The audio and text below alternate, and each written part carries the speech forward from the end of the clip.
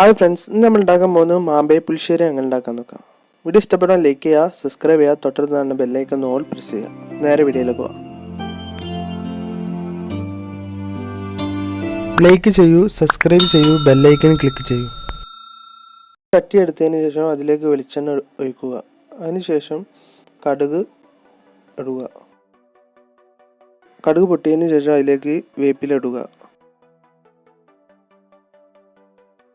ശേഷം പച്ചമുളക് ഇടുക. 3 പച്ചമുളക് നമ്മൾ ഇട്ടത് നടു കീറിയിട്ടതിന് ശേഷം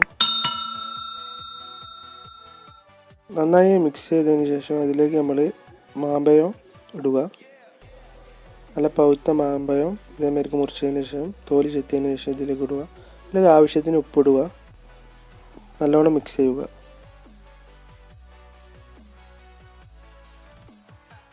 അതിനുശേഷം ഇതിലേക്ക് പഞ്ചസാര ഇടുക. അതിനുശേഷം തൈരിടുക. നല്ലോണം മിക്സ് ചെയ്യുക.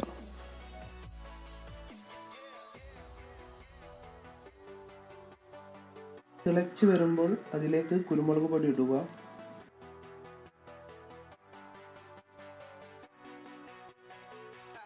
ആവശ്യത്തിന് കുരുമുളക് പൊടി ഇട്ടതിന് ശേഷം നല്ലോണം ഇളക്കുക.